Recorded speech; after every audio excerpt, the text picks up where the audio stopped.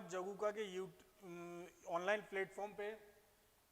जैसा कि आपको पता ही कि हम लोग जो इकोनॉमिक सर्वे है उसकी जो क्लासेज कर रहे थे और उस पे हम लोगों ने जो फर्स्ट चैप्टर है उसको कंप्लीट कर लिया था, जिसमें हमने देख लिया था कि भाई क्या हमारे जो एग्रीकल्चर है उसके क्या वर्तमान में स्थिति है, पिछले साल की जो तुलना है उसके साथ क्या क्या कंडीशंस हैं, उस पे सारी हम लोगों ने बात कर ली। साथ में हमने जो प्रोडक्शन है, जो उत्पादन है, उस पे सारी बातें करी। फिर हम लोगों ने जो कृषि से रिलेटेड जो योजनाएं थी उन पे सारी बातें करी, भाई कृषि के लिए, बीज के लिए, क्रेडिट के लिए और आपके टेक्निक के लिए, ट्रेनिंग के लिए कौन कौन सी जो सरकार ने योजनाएं चला रखी उन सब पे हम लोगों ने बात कर ली। साथ में आपके जो कृषि के अलाइड सेक्टर्स हैं या सब सेक्टर्स हैं जिनकी हम बात करें, पशुधन की बात कर रहे हैं, हम मत्स्य की बात कर रहे हैं, वानिकी की बात कर रहे हैं, और तो उन सब पे भी हम लोगों ने बात कर ली। अब हम लोगों ने क्या किया कि पहला चैप्टर एक तरीके से पढ़ लिया था और हम इसको इसी टाइप से करेंगे कि पहले हम चैप्टर पढ़ेंगे, उसके बाद उससे रिलेटेड जो सारे के सारे क्वेश्चंस हैं उन पे बात करेंगे। तो आज जो आपका चैप्टर फर्स्ट है उसी के एमसीक्यू क्लास है आपकी, और उस पे हम लोग देखेंगे कि कौन कौन से क्वेश्चंस हैं, किस किस टाइप से आपके क्वेश्चन इस चैप्टर में बन सकते हैं। और ये क्वेश्चंस उसी टाइप से बनाए हुए हैं कि पिछले एग्जाम्स में आपके कैसे क्वेश्चंस आए थे, या लास्ट एक ईयर में जो लास्ट आपका जो ईयर है उसमें किस किस टाइप से क्वेश्चंस बनाए गए हैं, तो उस पे ये सारे क्वेश्चंस किए हैं। तो इससे क्या है कि आपको आइडिया लग जाए कि हमें उस चैप्टर को पढ़ना कैसे और कैसी कैसी कौन कौन सी ऐसी चीज़ें जिनको हमें याद रखना है और उन पे ज़्यादा फोकस करना है। ठीक है, तो आज देखते हैं हम लोग अपना पहला क्वेश्चन कौन सा है। तो देखो, अपना पहला क्वेश्चन है राजस्थान के जीएसबीए। समझ गए ना आप, हम लोगों ने क्या बात की कि हम जो भी क्षेत्रवार योगदान के लिए किसका उपयोग करते हैं, जीएसबीए का, या ग्रॉस स्टेट वैल्यू एडिशन, सकल राज्य मूल्यवर्धन की बात करते हैं। हम किसकी बात करते हैं, सकल राज्य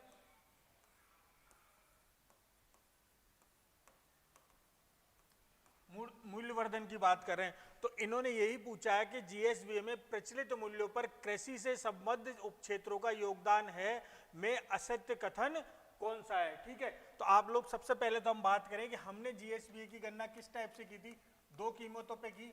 एक कौन सी की, आपकी आधार वर्ष पे की, ठीक है, और एक किस पे की, आपकी प्रचलित कीमतों पे। किस पे की, प्रचलित कीमतों पर।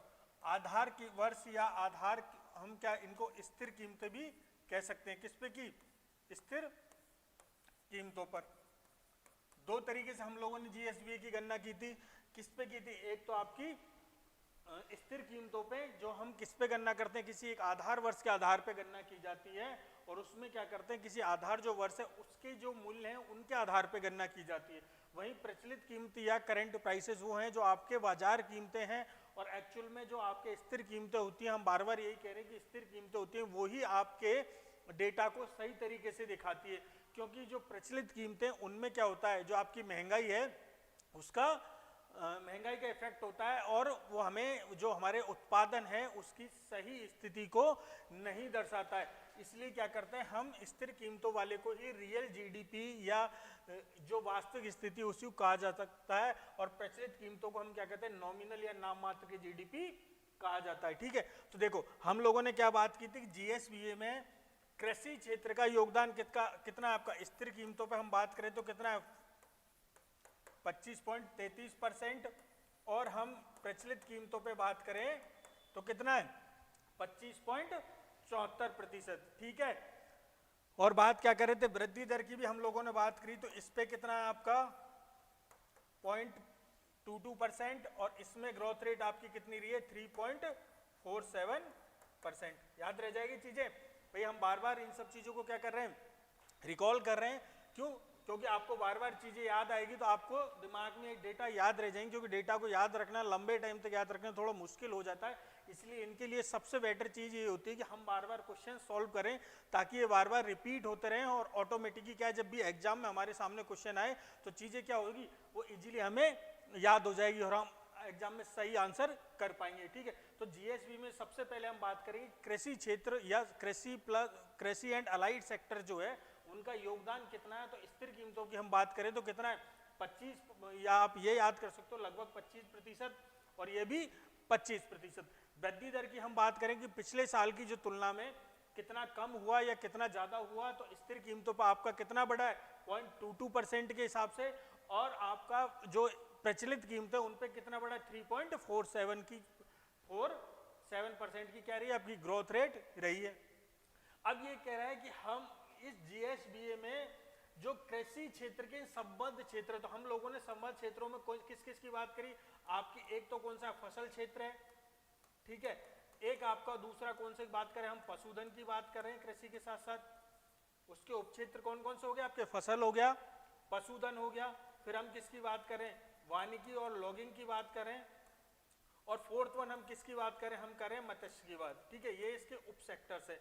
अब क्वेश्चन आपको ये बता रहा है कि इस जो कृषि क्षेत्र का योगदान है उसमें इनके जो सब सेक्टर्स है उनका योगदान कितना कितना रहा, तो ये चीजें हमें देखनी है कि भाई कृषि में फसल क्षेत्र का योगदान कितना है, पशुधन का योगदान कितना है, वानिकी का योगदान कितना है, और मत्स्य क्षेत्र का योगदान कितना है, ये चीजें ध्यान रखनी है। तो देखो हम लोगों ने क्या बात करी कि जो हमारे कृषि क्षेत्र है में फसल क्षेत्र का योगदान कितना है आपका, फसल क्षेत्र का आप योगदान, सॉरी ये क्वेश्चन थोड़ा सा मिसमैच कर गया है, तो आप इसको यहां चेक कर लीजिए। ये फसल क्षेत्र है, ये आपका पशुधन है, ये आपका वानिकी है, और ये आपका मत्स्य है, ठीक है। इन चीजों पर अब मिलाइए आप, क्या फसल क्षेत्र का योगदान 42.61% है, तो बिल्कुल है। फसल क्षेत्र का जो हमारा योगदान है कृषि क्षेत्र में वो कितना आपका 42.61%, ठीक है। और पिछले साल की हम तुलना करते हैं तो इसमें क्या हुई, गिरावट हुई है, किसमें गिरावट हुई है, फसल क्षेत्र में, ये नकारात्मक वृद्धि दर इसने दिखाई है, और वो कितनी दिखाई है, लगभग आपकी 5% के आसपास, याद रह जाएगा तीनों सेक्टर। फिर हम का बात करते हैं कि जो कृषि क्षेत्र में उसमें आपका पशुधन का योगदान कितना है, तो कितना है 49.35% है, बिल्कुल बिल्कुल है। कितना है पशुधन का योगदान कितना है आपका 49.35%, ठीक है। उपक्षेत्र में आपको बता रहा हूं कि फसल, पशुधन, वानिकी और मत्स्य, तो फसल क्षेत्र का योगदान कितना है आपका 42.61%, मत्स्य क्षेत्र का योगदान कितना है 49.35%, ये बिल्कुल सही है दोनों पॉइंट, ठीक है। तीसरी चीज इन्होंने कहा कि जो वानिकी है उसका योगदान, और ध्यान रखना इसमें वृद्धि हुई है पॉजिटिव, कितने, लगभग 5.20%, कितनी वृद्धि हुई है 5.20%, याद रह जाएगा।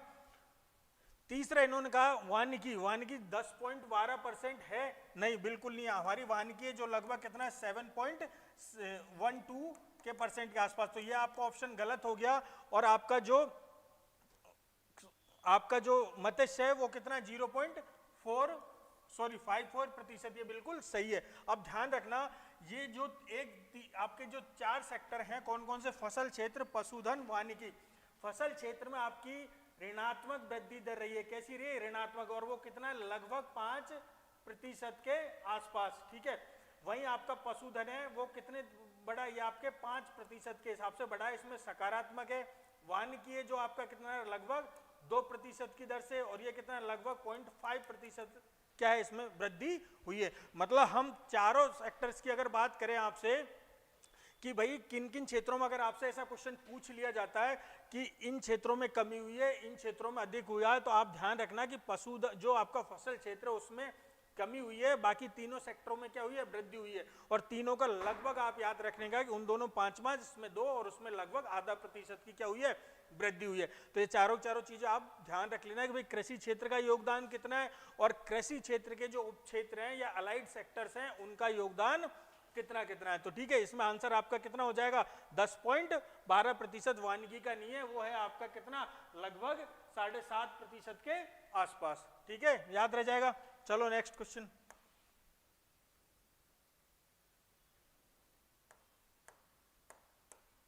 देखो ये कह रहा है राज्य का कुल प्रतिवेदित क्षेत्रफल, ये आपकी बात कर रहा है कि हमारे जो राज्य का है टोटल रिपोर्टिंग एरिया कितना है, ठीक है, टोटल रिपोर्टिंग एरिया कितना है, सीधी सीधी सी हम लोगों ने बहुत पढ़ा है, बार बार इस बात को ध्यान दिया कि हमारा जो रिपोर्टिंग एरिया है वो कितना है 342.74 लाख। ठीक है, और इसके सारी चीजें हम लोग ध्यान रख लेना कि हमारा दो चीजें तो कम से कम आप इंपॉर्टेंट रख लेना कि शुद्ध बोया क्षेत्र कितना है आपका, लगभग 53% आपका क्या है शुद्ध बोया क्षेत्र। ये भी आपसे डायरेक्ट क्वेश्चन पूछा जाएगा कि राजस्थान में जो शुद्ध बोया क्षेत्र है वो कितने प्रतिशत हो, तो कितने प्रतिशत है आपका, लगभग 53.01%। ठीक है, तो सीधा क्वेश्चन ये हो गया कि भाई हमारा जो टोटल रिपोर्टिंग एरिया है वो कितना है, वो है आपका 342.74 लाख हेक्टेयर।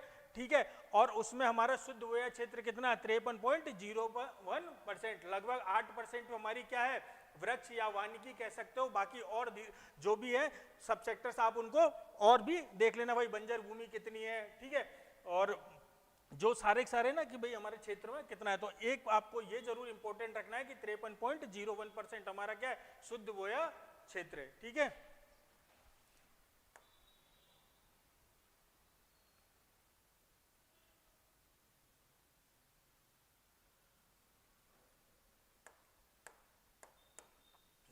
ये कह रहा है कि राज्य में कृषि गणना 2015-16 के अनुसार कुल प्रचलित भूमि जोतों की संख्या है। ठीक है, तो इनको ध्यान रखना आप कितनी है कि राज्य में प्रचलित जोतों की कुल संख्या कितनी है, तो आप सीधा सीधा हम लोगों ने बहुत बार पढ़ा है कितना है 76.55 लाख हेक्टेयर, कितना है 76.55 लाख हेक्टेयर। राजस्थान में कुल प्रचलित जोतों की संख्या कितनी है 76.55 लाख हेक्टेयर, याद रह जाएगा।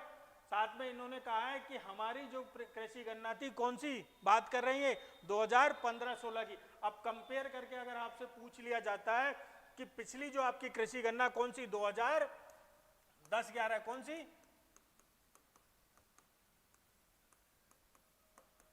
10-11, तो 10-11 में आपका जो कुल कुल जो आपका प्रचलित भूमि जोतों की संख्या वो कितनी है आपकी 68.88 लाख हेक्टेयर, कितनी है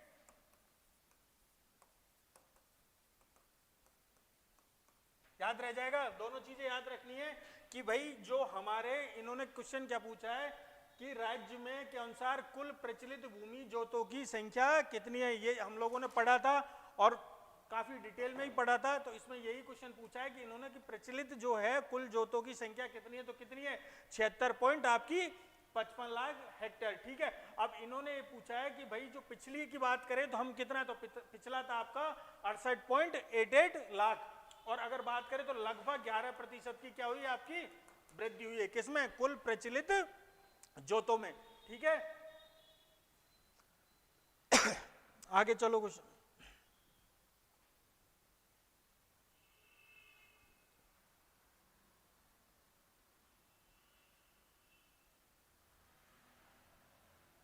सॉरी मैं यहाँ एक्टर जो लिखा था वो गलत है। ठीक है, आप ध्यान रखना, कुल जोतों की संख्या पूछिए ना तो कितनी आपकी 76.55 लाख। ठीक है, और पिछले की तुलना में बात करें तो हम कितनी थी 68.88 लाख। ठीक है, और कितना हुआ आपका लगभग 11% की क्या हुई इसमें वृद्धि हुई है। अब आगे चलो क्वेश्चन, अगला क्वेश्चन आपका कह रहा है कि राज्य में कृषि गणना 2015-16 के अनुसार कुल महिला प्रचलित भूमि जोतों की संख्या कितनी थी 7.75 लाख। ठीक है, कितनी थी 7,75,000 या 7.75 लाख थी। यह 2010-11 की तुलना में कितनी वृद्धि दर्शाता है। ठीक है, अब देखो ये सेम चीज वही थी कि हम लोगों ने बोला कि भाई पिछले की तुलना में बात कर ले आपसे, तो कौन सी बात कर रहा है, ये बात कर रहा है कृषि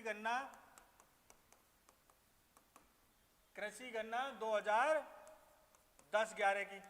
ठीक है, अब ये कह रहा है कि कृषि गणना जो आपकी 2015-16 है उसके आधार पर तो जो महिला जोतों की संख्या थी वो कितनी थी 7.75 लाख। अब 2010 और 11 की जो कृषि गणना है उसके अनुसार कितनी वृद्धि हुई, तो देखो आप 2010-11 में महिला जोतों की कुल संख्या थी आपकी 5.46 लाख। कितनी थी 5.46 6 लाख, ठीक है। और उसके आधार पे हम देखें तो कितनी वृद्धि हुई आपकी, लगभग 41 या 42% की क्या है वृद्धि। तो आंसर आपका क्या हो जाएगा, 41.94%, ठीक है।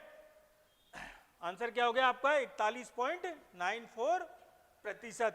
ये क्वेश्चन समझ के सीधा सीधा इन्होंने कंपेयर करके पूछा है, कौन सा, पिछले 2010-11 की जो कृषि गणना है उससे कंपेयर किया है कि 2015-16 की जो कृषि गणना है उसके अनुसार महिला जोतों की संख्या 7.75 लाख है, तो उससे कितनी वृद्धि हुई। तो हम लोगों ने बात करी कि कृषि गणना 2010-11 के अनुसार जो महिला जोतों की संख्या थी वो आपकी थी 5,46,000 और अब होगी आपकी 7,75,000। तो उसमें कितनी वृद्धि दिखा रहा है आपका, 41.94 या लगभग 42% की आपको वृद्धि दिखाता है। तो आंसर अपना क्या हो जाएगा, डी ऑप्शन आपका सही आंसर है।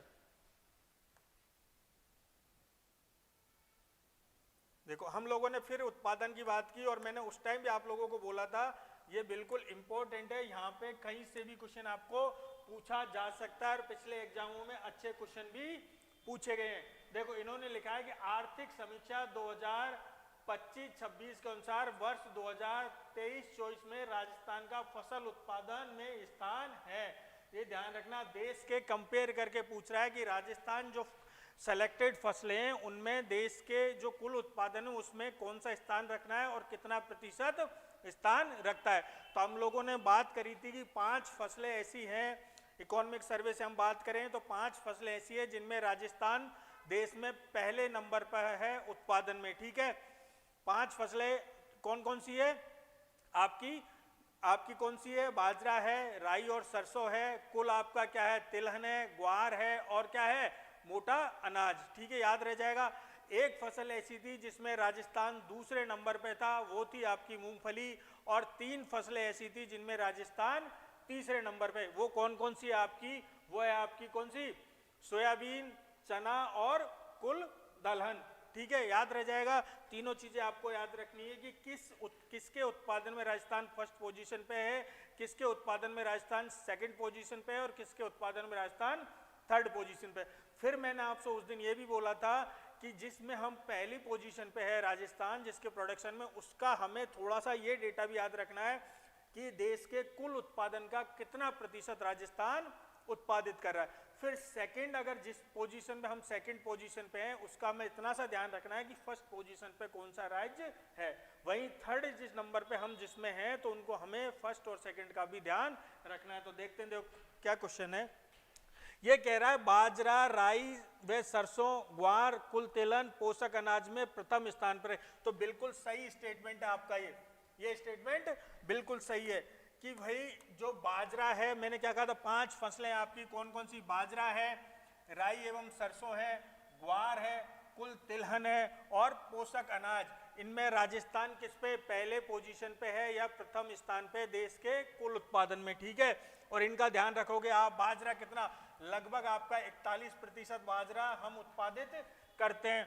राई एवं सरसों की बात करें तो लगभग 43% देश का कितना उत्पादन, देश का उत्पादन कहाँ हो रहा है, राजस्थान में किया जा रहा है। हम ग्वार की बात करें तो लगभग 89%, 88.88 की बात कर रहा है ये, तो कितना, लगभग 89% कहाँ उत्पादित किया जा रहा है, राजस्थान में उत्पादित किया जा रहा है। कुल तिलहन की बात करें और पोषक, कुल तिलहन की बात करें तो लगभग आपका 23% कहाँ उत्पादित किया जा रहा है, राजस्थान में किया जा रहा है।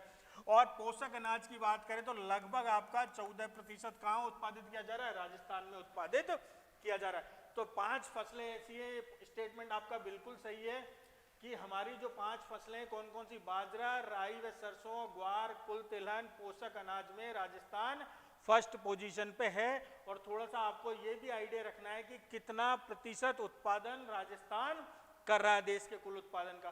फिर इन्होंने कहा कुल दलहन, चना, सोयाबीन में राजस्थान तीसरे स्थान पे। तो बिल्कुल 3 फसलें ऐसी हैं जिनमें हम थर्ड पोजीशन पे, कौन कौन सी आपकी, एक तो कुल दलहन, सेकंड नंबर पे आपका चना और थर्ड नंबर पे आपका सोयाबीन। फिर हम लोग बात करेंगे कि जब हम थर्ड नंबर पे हैं तो फर्स्ट और सेकंड भी कोई होगा तो हमें उनका भी ध्यान रखना है। तो ध्यान रखना तीनों ही फसलों में मध्य प्रदेश आपका पहले नंबर पे है और महाराष्ट्र आपका सेकंड नंबर पे। ठीक है, याद रह जाएगा। ये फसलें जिनमें हम पहली पोजीशन पे हैं, ये फसलें जिनमें हम थर्ड पोजीशन पे। पहली पोजीशन पे तीनों ही फसलों में आपका मध्य प्रदेश है और सेकंड पोजीशन पे आपका महाराष्ट्र है, याद रह जाएगा।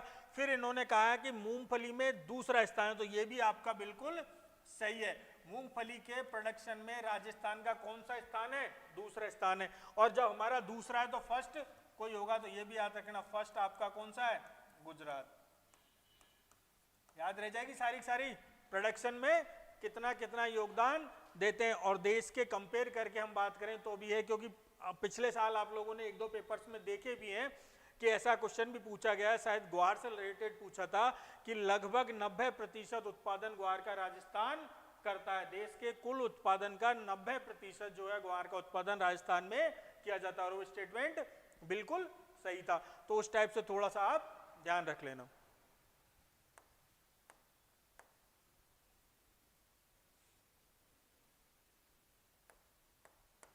क्वेश्चन कह रहा है प्रदेश में वर्ष 2025-26 में अग्रिम अनुमान के अनुसार खाद्यान्न का कुल उत्पादन होने की संभावना है। ठीक है, ये भी सीधा डायरेक्ट आपसे क्वेश्चन पूछा जाता है कि खाद्यान्न उत्पादन कितना रहने वाला है। तो हम लोगों ने पहले ही बात करी थी, कितना रहना टोटल खाद्यान्न आपका 283.98 लाख मैट्रिक टन। कितना टोटल उत्पादन अनुमान?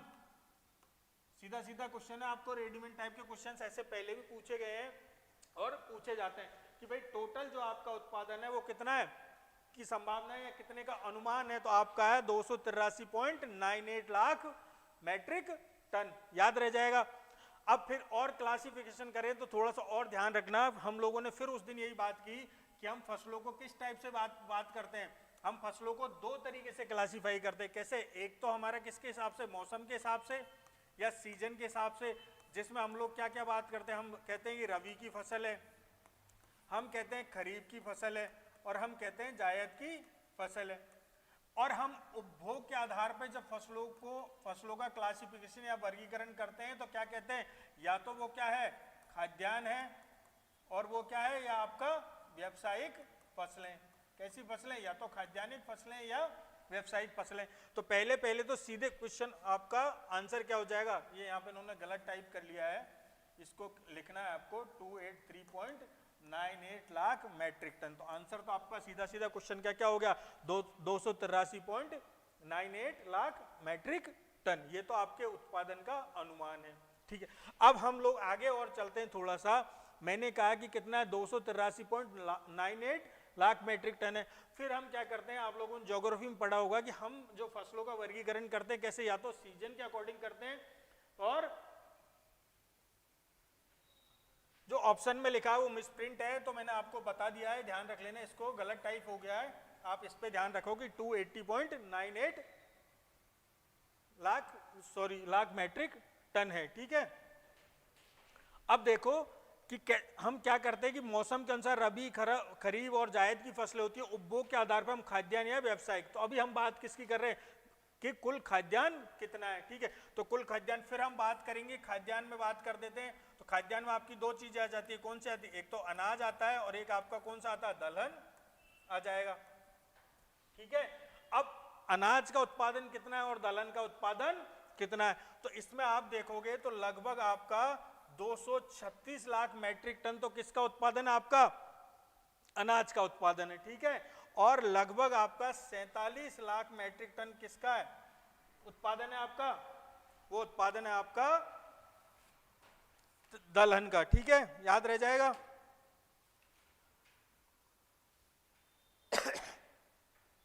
याद रह जाएगा। फिर हम और इसमें बात कर लेते हैं कि भाई अनाज है तो वो भी आपकी कैसे हो सकता है? रबी का हो सकता है, खरीफ का हो सकता है। दलहन है तो वो भी किसकी हो सकती है? या तो रबी की हो सकती है या खरीफ की हो सकती है। तो फिर हम इसको और क्लासीफाई करते हैं तो कितना है? इसका लगभग है आपका 167, और ये रबी की, हाँ, और खरीफ की कितनी है? 69 लाख मैट्रिक टन। ठीक है, याद रह जाएगा। फिर हम दलहन है तो दलहन को भी हम क्या कर सकते हैं? रबी और खरीफ कर सकते हैं। तो तो रबी की कितनी है 20 लाख मैट्रिक टन और इसकी कितनी है 26 लाख मैट्रिक टन। याद रह जाएगा। सारी चीजें हम लोगों ने डिस्कस कर ली कि भाई कुल उत्पादन कितना है। उसमें हम और क्लासीफाई करें तो कौन कौन सी आती है, खाद्यान्न आती है आपकी, व्यावसायिक आती है, और कौन सी आती है, खाद्यान्न आती है, व्यावसायिक आती है। खाद्यान्न में हम बात करें तो अनाज है आपका, दलहन है, और व्यावसायिक में अगर बात करें तो अब देखो, और देखो गन्ने की बात कर रहे हैं कि गन्ने का कुल तिलहन का उत्पादन कितना है, तिलहन है आपका लगभग 100 लाख मैट्रिक टन। फिर क्या है गन्ना, तो गन्ना है आपका 3 पॉइंट कुछ लगभग 61 लाख मैट्रिक टन। फिर हम कपास की बातें करते हैं तो कपास किस में काउंट करते हैं हम, गांठ में। तो कितनी गांठ है कपास की 17.94 लाख गांठें। इनको किस में गणना करते हैं, गांठों में।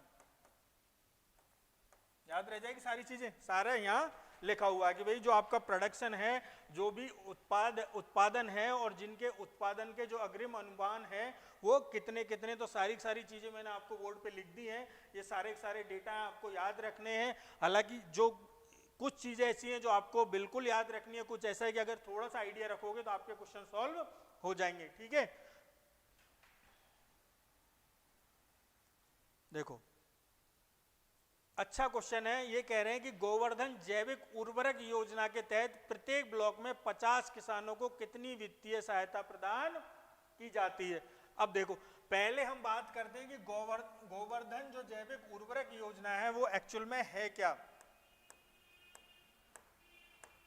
देखो, गोवर्धन जैविक उर्वरक योजना चलाई गई थी हमें क्या, कि हम जैविक खादों का अधिक से अधिक क्या करें, उपयोग करें। जैविक खादों का, नैनो उर्वरक का क्या करें, अधिक से अधिक उपयोग करें। किनके स्थान पे, रासायनिक उर्वरकों के स्थान पे। ठीक है, ध्यान रखना कि जो आपकी, हम लोग बार बार किसकी बात करें, हम सस्टेनेबल कृषि की बात करें, और हम बार बार किसकी बात करते हैं, ऑर्गेनिक फार्मिंग, जैविक कृषि, जिसमें हम क्या कहें कि रासायनिक जो उर्वरक हैं जो उनका प्रयोग कम से कम किया जाना चाहिए। और इसके लिए हम बार बार बहुत सारी ऐसी योजनाएं लाते हैं और गवर्नमेंट बहुत सारे ऐसे फाइनेंशियल प्रोविजंस करती है, वित्तीय जो प्रावधान करती है, ताकि जो किसान है वो किसकी तरफ जाए, जैविक कृषि की तरफ क्या हो, प्रोत्साहित हो या अग्रसर हो।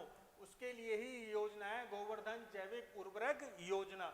याद रख लेना किसके लिए, कि हम क्या कह रहे हैं, कि हम कह रहे हैं किसानों को, कि हम किसानों को प्रोत्साहित करेंगे कि वो रासायनिक उर्वरकों का जो प्रयोग है वो धीरे धीरे कम करें या कम करें, और जैविक खादों या जैविक उर्वरकों का और नैनो जो उर्वरक है उनका प्रयोग अधिक से अधिक करें, या उनके लिए उनको प्रोत्साहित करें। अब उसमें इन्होंने कहा है कि उसके अंतर्गत 50, प्रत्येक ब्लॉक में 50 किसानों को कितनी सहायता दी जाती है, आपकी 10,000 रुपए की सहायता प्रदान की जाती है। ठीक है, जो गोवर्धन उर्वरक योजना है उसके अंतर्गत किसके लिए, कोई भी जो किसान है जो पशु अपशिष्ट से किसका निर्माण कर रहा है, अपशिष्ट से जैविक उर्वरक बना रहा है या वर्मी कंपोस्ट बना रहा है, तो उनके लिए सरकार वित्तीय जो प्रोत्साहन राशि है वो कितनी है आपकी 10,000 रुपए। ठीक है, और वो कितना, प्रत्येक ब्लॉक में 50 किसानों के लिए। ठीक है, और सीधा सीधा जो आपका कौन सा है, किसान जो ऐप है आपकी, उसके माध्यम से यहाँ पे रजिस्टर्ड किया जा सकता है। याद रह जाएगा सीधा सीधा कि भाई गोवर्धन जैविक उर्वरक योजना है क्या और उसमें क्या क्या प्रावधान है। तो उर्वरक योजना है, उद्देश्य ये है कि इसका उद्देश्य ये है कि हम किसानों को प्रोत्साहित करें कि वो रासायनिक उर्वरकों का प्रयोग कम से कम करें और जैविक उर्वरक और नैनो जो उर्वरक हैं उनका उपयोग ज़्यादा से ज़्यादा करें, और इसके लिए उनको प्रोत्साहित किया जाए। और प्रोत्साहन में ये है कि प्रत्येक ब्लॉक में जो 50 किसान हैं जो जैविक उर्वरकों का प्रयोग कर रहे हैं या पशु अपशिष्ट के माध्यम से जैविक उर्वरक या वर्मी कंपोस्ट जो है बना रहे हैं, तो उनके लिए 10,000 रुपये का क्या दिया जाएगा, वित्तीय सहायता प्रदान की जाएगी। ठीक है, प्रत्येक ब्लॉक में 50 किसानों को।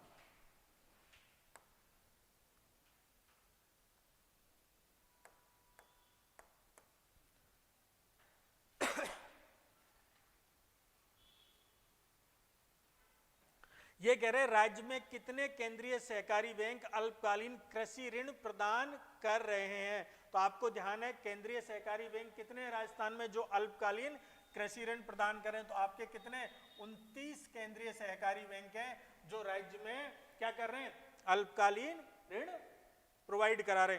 साथ में आपके 36 क्या है, भूमि विकास बैंक है, प्राथमिक भूमि विकास बैंक जो आपके किसानों को क्या कर रहे हैं, दीर्घकालीन ऋण प्रदान कर रहे हैं।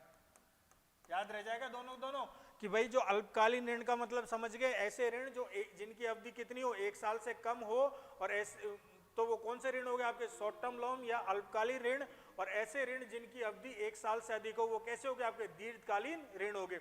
तो 29 केंद्रीय सहकारी बैंक है जो आपके अल्पकालीन ऋण प्रोवाइड करा रहे हैं। साथ में 36 भूमि विकास बैंक है जो आपको क्या कर रहा है, दीर्घकालीन कृषि ऋण उपलब्ध कराते हैं। ठीक है, तो आप सारी और चीजें हम लोगों ने बात की कि भाई इसमें ये सहकारी वाली बात आ गई, तो हम लोगों को ये भी चीज याद रखनी है कि कितनी, हम लोगों ने पढ़ा भी है बुक में, आप लोगों ने देखा भी होगा कि कितनी टोटल जो सहकारी सोसाइटीज हैं वो रजिस्टर्ड हैं, तो कितनी आपकी 42,858 याद रह जाएगा। ठीक है, कितने संघ हैं, 23 उनमें संघ है, 24 उनमें दुग्ध संघ है। तो ये सारी चीजें याद रखना। कितनी फल, सामान्य फल, जो फल फूल विपणन जो समितियां हैं वो हैं। तो ये सारी आपको एक बार याद रखनी है क्योंकि डायरेक्ट क्वेश्चन इनसे पूछे जाते हैं। तो 2 चीजें यहाँ याद हो जाएंगी आपको। एक तो ये याद रखना है कितने जो आपके केंद्रीय सहकारी बैंक है जो ऋण दे रहे हैं अल्पकालीन, वो है 29, और प्राथमिक भूमि विकास बैंक है जो दीर्घकालीन ऋण दे रहे हैं वो कितने आपके 36 हैं। कितनी सहकारी समितियां हैं जो पंजीकृत हैं, उसमें संघ कितने हैं, दुग्ध संघ कितने, वो सारी चीजें भी आपको याद रखनी है।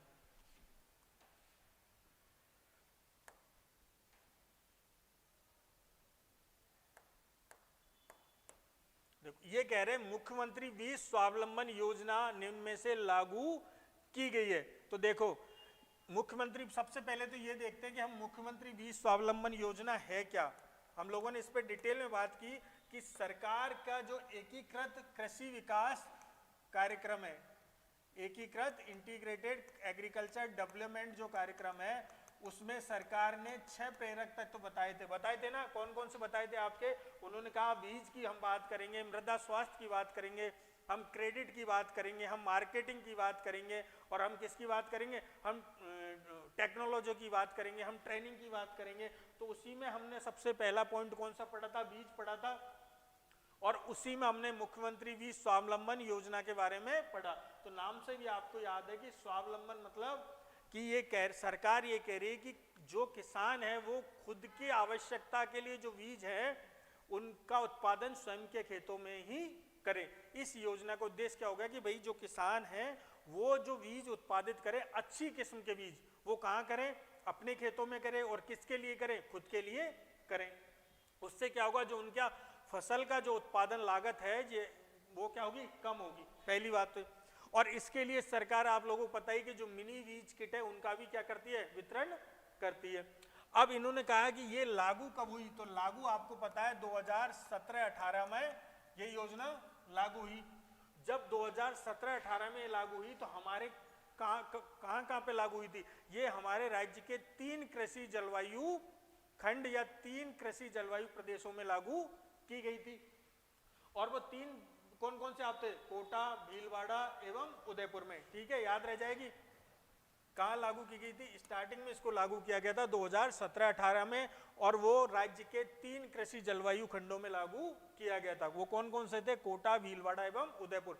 लेकिन अगली साल मतलब कब, 2018-19 में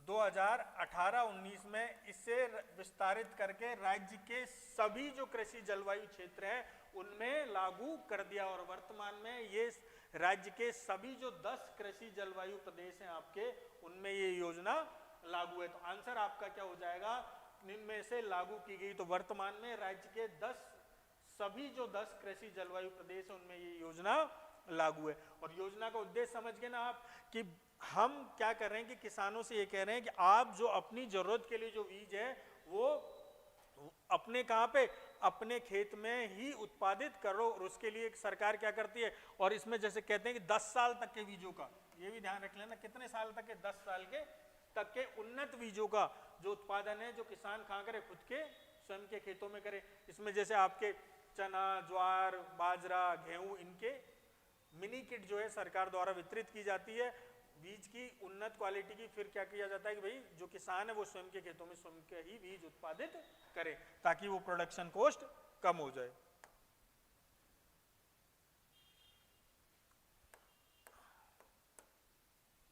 राजस्थान में मसाला प्रसंस्करण, व्यापार एवं निर्यात को बढ़ावा देने के लिए, किसको, मसाले का जो प्रोडक्शन है उसका प्रसंस्करण या प्रोसेसिंग के लिए, जो आपका मसाला के प्रसंस्करण के लिए, व्यापार के लिए और निर्यात के लिए, ध्यान होगी चीजें, हेतु राज स्पाइस ऐप का विकास किसके द्वारा किया गया है? तो बताओ आंसर, किसके द्वारा किया गया है? क्वेश्चन समझ गए?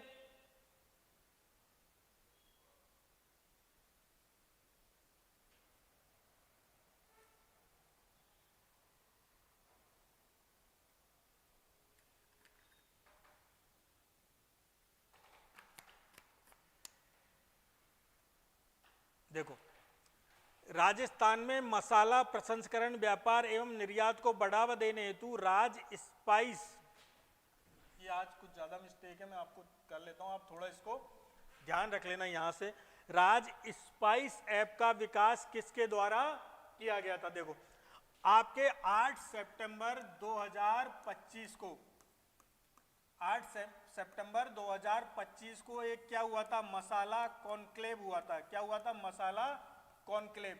आपके कहाँ हुआ था? जयपुर में। कहाँ हुआ था? जयपुर में, जवाहर कला केंद्र जयपुर में। किसका आयोजन हुआ था वहां पे? क्या किस लिए किया गया था? कि भाई जो मसाले के, जो भी आपके मान लो कोई किसान है जो मसाला क्या कर रहा है, उत्पादित कर रहा है, मसाले से रिलेटेड कोई व्यापारी हैं जो मसाले का क्या कर रहे हैं, व्यापार कर रहे हैं, और कुछ एक्सपोर्टर या निर्यातक हैं जो मसालों का क्या करते हैं, निर्यात कर, उन सभी को एक जगह लाने के लिए क्या किया गया था? 8 सितंबर 2025 को मसाला कॉन्क्लेव का आयोजन किया गया था। कहाँ पे किया गया था? जयपुर में किया गया था। और उसी मसाला कॉन्क्लेव में किसकी घोषणा की गई या किसको लॉन्च किया गया था? राज स्पाइस ऐप को। और इसका उद्देश्य क्या था कि भाई जो वही सेम चीज के हम सबको एक जगह ला रहे हैं। किन किन को? भाई वो किसान जो मसाले का उत्पादन कर रहे हैं, साथ में वो व्यापारी जो मसाले का व्यापार कर रहे हैं, और निर्यातक।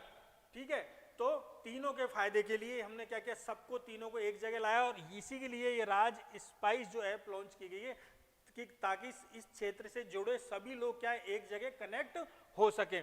और किसके द्वारा विकसित की गई थी? तो ध्यान रखना किसके द्वारा की गई थी, ये भी आपका थोड़ा सा मिसप्रिंट है। Rajasthan state agriculture market board. ठीक है, याद रख लेना, राजस्थान राज्य कृषि विपणन board, Rajasthan state agriculture marketing board या राजस्थान राज्य कृषि विपणन बोर्ड। ठीक है, ये आंसर क्या हो जाएगा, किसके द्वारा की गई थी? Rajasthan state agriculture marketing board. ठीक है, ये आप लोगों को पता है 1974 में इसका गठन किया गया था। और क्यों किया गया था?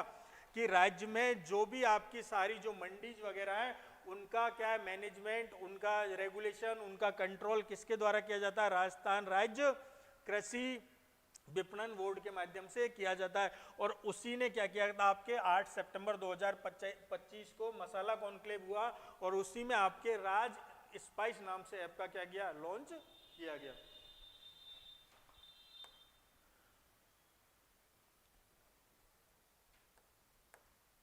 अच्छा क्वेश्चन है, ध्यान रखना, आ सकते हैं क्वेश्चन इस योजना से। ये कह रहे हैं कि प्रधानमंत्री कृषि धन धान्य योजना, कृषि योजना के निम्नलिखित कथनों पर विचार कीजिए। ध्यान रखना, ये आपकी कैसी एक सेंट्रल स्कीम है या केंद्र सरकार की स्कीम है।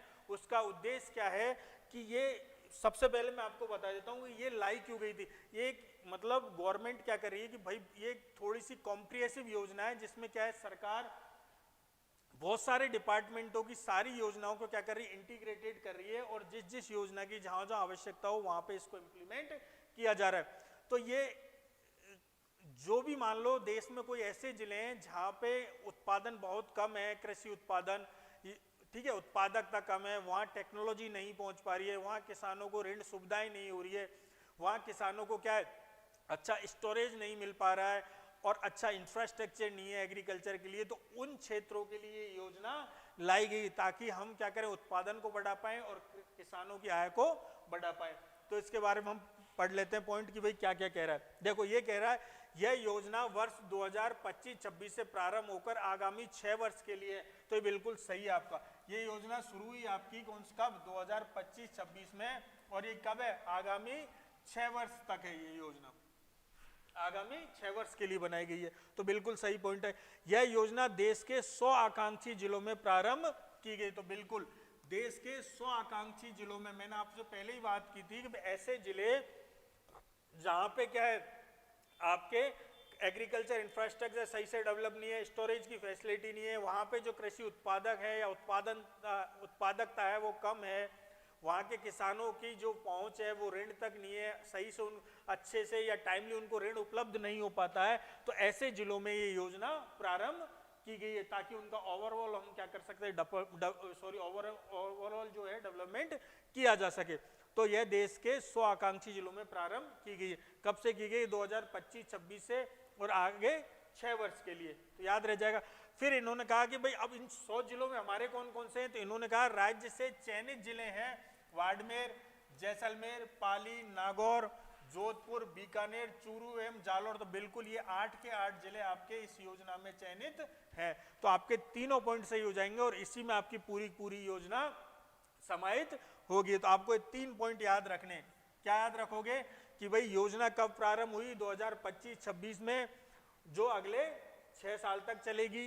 ये देश के 100 आकांक्षी जिलों में इसको चालू किया गया है, और क्यों चालू किया है मैंने बताया कि हमें वहाँ उनका प्रोडक्शन बढ़ाना है, उनके लिए अच्छे से ऋण की उपलब्धता करानी है, उनके लिए इंफ्रास्ट्रक्चर डेवलप करना है, उनके लिए जो स्टोरेज फैसिलिटीज है वो मतलब वहाँ पे हमें बनानी है। तो इन सब के लिए क्या किया गया, ये योजना प्रारंभ की गई, और राज्य में उन 100 में से कितने, तो हमारे 8 जिले इसमें सम्मिलित किए गए हैं। वो कौन कौन से आपके, बाड़मेर है, जैसलमेर है, पाली, नागौर, जोधपुर, बीकानेर, चूरू एवं जालौर, याद रह जाएगा। तो तीनों पॉइंट सही है, और ये पूरी आपको योजना ऐसे कैसे याद रख लेनी है।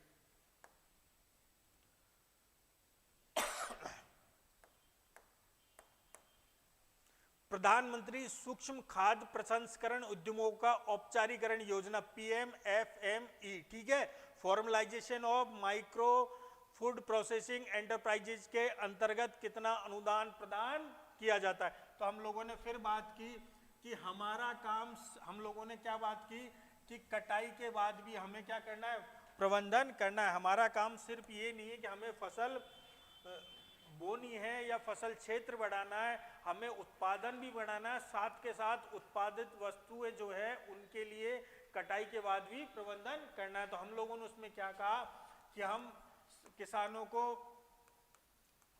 बेटर स्टोरेज या भंडारण प्रोवाइड कराएंगे, बेटर मार्केटिंग जो होगा हम उनको बाजार अच्छे से करेंगे ताकि किसान अपने जो फसल है उसका सही से दाम मिल पाए। फिर हमने कहा कि हम फूड प्रोसेसिंग या प्रसंस्करण के लिए भी काम करेंगे।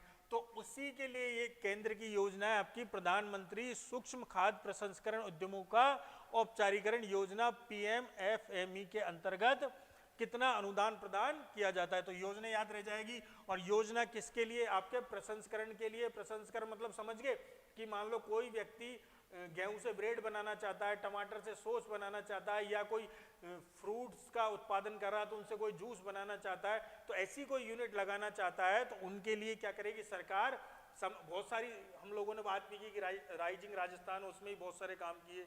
फूड पार्क विकास योजना सरकार लेके आई, ठीक है। उसके बाद सेंटर की बहुत सारी योजनाएं हैं आपकी। रिप्स के अंदर भी हमने बहुत सारे प्रावधान कर रखे हैं कि कोई भी अगर मान लो खाद्य प्रसंस्करण या फूड प्रोसेसिंग यूनिट लगाना चाहता है तो उनके लिए भी बहुत सारे हमने प्रावधान किए। तो उसमें ये नहीं कहा है कि इस योजना में कहा है कि अगर मान लो कोई व्यक्तिगत, अगर कोई किसान भी अगर कोई फूड प्रोसेसिंग यूनिट लगाना चाहता है तो हम किसान को भी अनुदान देंगे। तो और उन्होंने कितना कहा कि हम जो भी किसान का लागत होगी उसका 35%, कितना देंगे, 35%, और अधिकतम कितना, 10 लाख। ठीक है। सब्सिडी कितनी होगी आपकी 35% मिलेगी और अधिकतम कितनी हो सकती है वो 10 लाख, ठीक है। जो भी अधिक होगा वो सरकार देगी।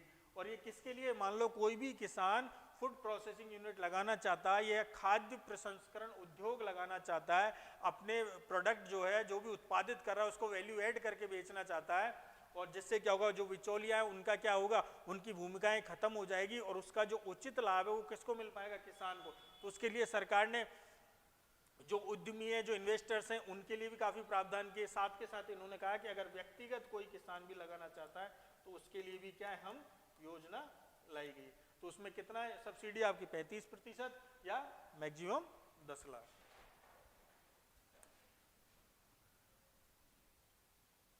क्वेश्चन 13 आपका कह रहा है, राजस्थान सरकार द्वारा मुख्यमंत्री किसान सम्मान निधि की वार्षिक राशि बढ़ाकर कितनी कर दी गई। ठीक है, ये आपको सबको याद होगा, कि सबको याद होगा मेरे हिसाब से ये क्वेश्चन सबका सही होना चाहिए कि ये जो राशि है किसमें, मुख्यमंत्री किसान सम्मान निधि की वार्षिक राशि। अब आपको पता ही है कि हमारे यहाँ 2019 में एक योजना चली पीएम किसान सम्मान निधि, उसमें सरकार जो आपकी सेंटर जो सरकार है वो क्या कह रही कि हम 6,000 रुपये वार्षिक किसानों को देंगे, कितने, 2-2 हजार की 3 किस्तों में किसानों को आर्थिक सहायता प्रदान की जाएगी। योजना थी पीएम किसान सम्मान निधि या प्रधानमंत्री किसान सम्मान निधि 2019 में आपकी प्रारंभ हुई। उसमें क्या कह रही है सरकार, केंद्र सरकार आपकी, कि 6,000 रुपये हम किसानों को वार्षिक देंगे, और कितने देंगे, 2-2 हजार की 3 किस्तों में। ठीक है, अब उसी में हमारी जो राजस्थान सरकार है उसने लेके आए क्या, मुख्यमंत्री किसान सम्मान निधि। और सम्मान निधि में क्या किया कि भाई 6,000 रुपये तो आपके सरकार देगी, कौन सी, केंद्र सरकार, और उसमें 3,000 रुपये और कौन देगी, पहले ये 2,000 थे लेकिन 1,000 और बढ़ा दिए, अब टोटल कितने हो गए आपके 3,000 रुपये। 3,000 रुपये राजस्थान मुख्यमंत्री किसान सम्मान निधि के तहत दिए जाएंगे। तो टोटल कितने हो गए आपके 9,000 रुपये दिए जाते हैं। अब किसानों को कितनी राशि दी जाती है आपकी 9,000 रुपये, जिसमें से 6,000 आपके कौन सा हो गए पीएम सम्मान निधि के, 3,000 कौन सी, राजस्थान सरकार के। समझ गए, वो भी 3 किस्तों में। समझ गए कि जैसे ये 2,000 रुपये 1,000 सरकार डालेगी, 2,000 रुपये सेंटर गवर्नमेंट डाल रही है, 1,000 स्टेट गवर्नमेंट डाल रही है, फिर 2,000 सेंट्रल गवर्नमेंट डाल रही है, 1,000 स्टेट गवर्नमेंट डाल रही है। तो टोटल किसान को कितना मिल गया, 9,000 रुपये।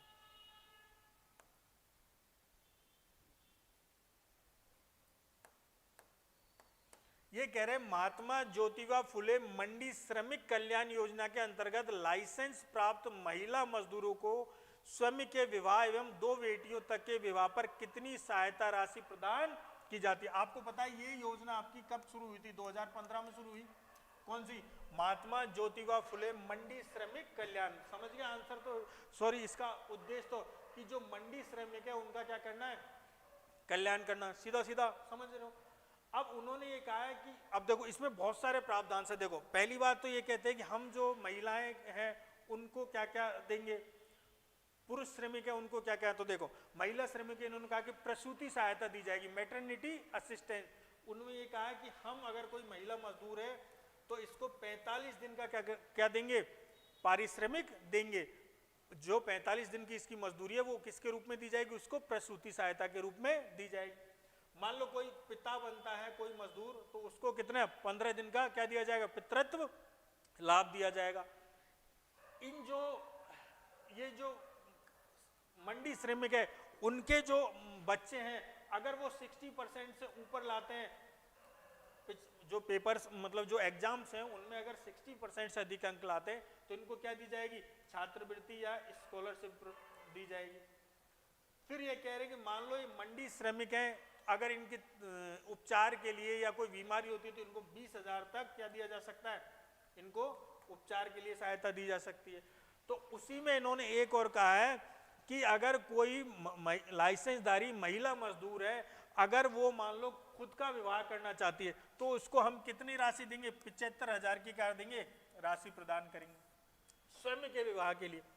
और यदि उसकी बच्चियों की शादी है तो हम 2 बच्चियों तक उसको 75,000 रुपए की क्या देंगे, सहायता प्रदान करेंगे। इनिशियली या शुरू की हम बात करें तो ये राशि कितनी थी आपकी 50,000 थी, जिसको बढ़ा के कितना गया 75,000 किया गया। ये ऑप्शन में ही नहीं है तो आप ये ध्यान ये लिख लो आप, ठीक है। आंसर क्या हो जाएगा आपका? बी आंसर हो जाएगा। कितनी राशि? 75,000 रुपये। ठीक है, बहुत सारी हैं इस भाई जो ये योजना है, इसका योजना को में हम लोगों ने बात की कि भाई प्रारंभ हुई 2015 में। उद्देश्य क्या है इसका? मंडी जो श्रमिक है उनका कल्याण करना, तो उनके लिए अलग अलग चीजें, प्रसूति के लिए अलग उनको सहायता दी जा रही है, कोई बीमारी हो जाती है तो उपचार के लिए लगे, उनके बच्चों के लिए क्या 60% से ऊपर अंक लाते हैं तो छात्रवृत्ति स्कॉलरशिप दी जाती है। और अगर मान लो कोई महिला मजदूर है तो उसको स्वयं के विवाह के लिए 75,000 रुपये और उसकी 2 बेटियों तक के विवाह के लिए 75,000 रुपये अनुदान या सहायता प्रदान की जाती है। तो आज के लिए इतना ही, हम लोगों ने सारे क्वेश्चंस देख लिए और आगे भी जब हम चैप्टर्स करेंगे तो उसके क्वेश्चंस भी देखेंगे। तो आपको भी थोड़ा सा ये ध्यान रख के चलना है कि हमें योजना साथ में जो स्टैटिक पार्ट है या जो डेटा वाला पार्ट है उनको भी साथ में लेके चलना है, क्योंकि क्वेश्चन आपके दोनों ही चीज़ों से पूछे जा रहे हैं। और एग्रीकल्चर वाला जो आपका चैप्टर है वो वैसे भी बहुत ज़्यादा इंपॉर्टेंट है, आपके ज्योग्राफी के पॉइंट ऑफ व्यू से हो, चाहे इकोनॉमी के पॉइंट ऑफ व्यू से हो, और चाहे करंट के पॉइंट ऑफ व्यू से हो या आपके इकोनॉमिक सर्वे के पॉइंट ऑफ व्यू से हो, काफ़ी क्वेश्चंस उसमें पूछे जाते हैं। तो आज के लिए इतना ही, फिर आपका जो नेक्स्ट चैप्टर है उसको लेके आएंगे। Thank you.